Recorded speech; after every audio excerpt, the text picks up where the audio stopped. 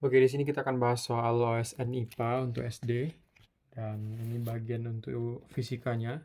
Soal pertama kita punya kasus Andi, Budi, dan Cahyo melakukan lomba lari dengan lari 200 meter saat pengambilan nilai pada mata pelajaran olahraga.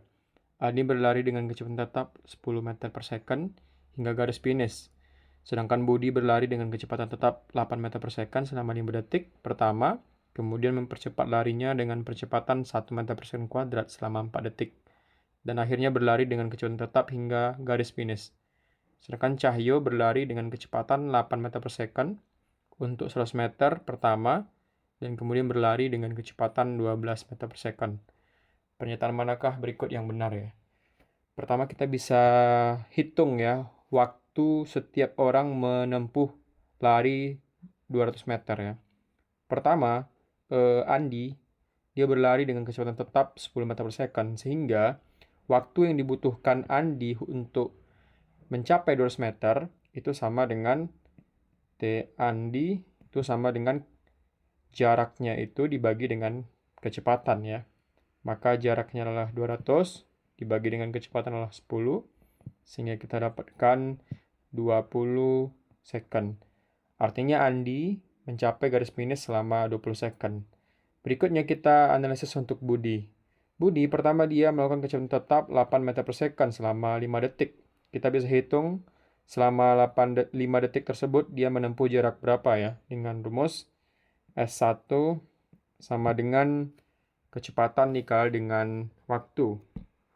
V1 dikali dengan T1.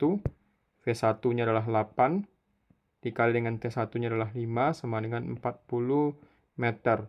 Sementara jaraknya itu adalah 200 meter. Berikutnya diberikan informasi bahwa Budi itu mempercepat 1 meter per second kuadrat ya selama 4 detik. Artinya kita bisa hitung kecepatan akhir itu adalah VT sama dengan V0 ditambah dengan percepatan kali dengan waktu ya. V0-nya adalah 8 ditambah dengan percepatannya 1 kali waktunya adalah 4, maka kita dapatkan kecepatannya adalah 12 meter per second. Nah, berikutnya kita ingin menghitung dengan kecepatan 12 meter per second ini, berapa jarak yang ditempuh oleh si Budi ya, di mana S2 sama dengan V0T ditambah dengan setengah AT kuadrat. Di mana kita bisa dapatkan V0-nya adalah 8, V0-nya adalah 8 dikali dengan T adalah 4, ditambah dengan setengah A-nya 1, sementara T-nya itu kita bisa dapatkan adalah 4 kuadrat ya. Maka kita dapatkan 32 ditambah dengan 16 bagi 2, atau sama dengan 32 ditambah dengan 8, dan itu sama dengan 40. Nah, diberikan informasi bahwa setelah dan akhirnya berlari dengan kecepatan tetap. Artinya, Andi akan berlari dengan kecepatan 12 meter per second ya untuk jarak selanjutnya. Berarti jarak total yang sekarang tempuh adalah 1 tambah S2 itu sama dengan 40 ditambah dengan 40 sama dengan 80 meter.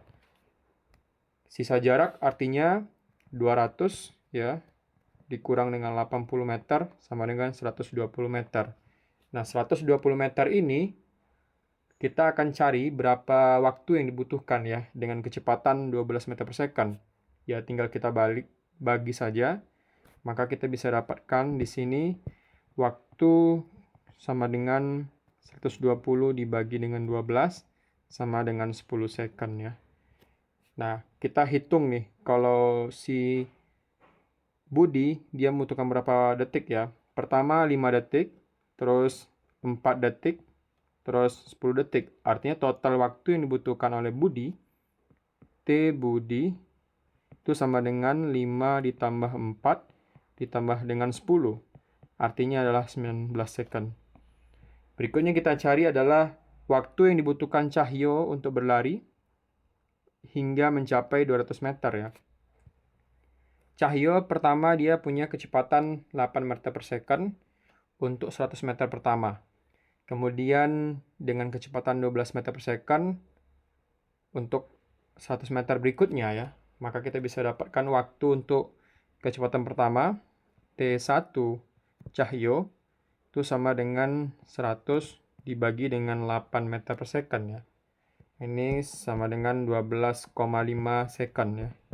Berikutnya waktu kedua, itu adalah dengan kecepatan 12 meter per second, sementara jaraknya adalah 100. Maka kita dapatkan 100 dibagi dengan 12, itu kira-kira 8,33 ya. Artinya total waktu yang dibutuhkan oleh cahyo itu adalah 12,5 ditambah dengan 8,33.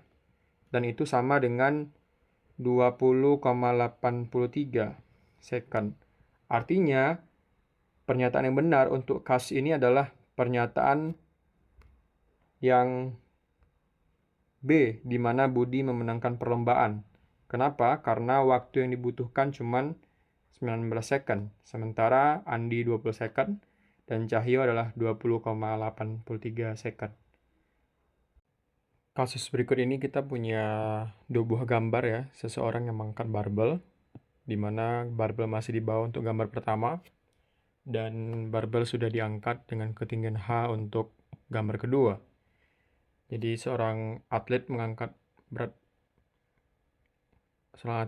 mengangkat beban gitu ya, seperti ditunjukkan pada gambar pada posisi 1 dan posisi kedua.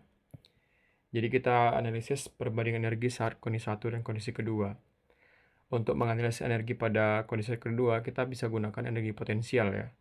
Untuk gambar pertama, ketinggian dari barbel tersebut mendekati 0, sehingga energi potensial lebih kecil dibandingkan dengan gambar kedua.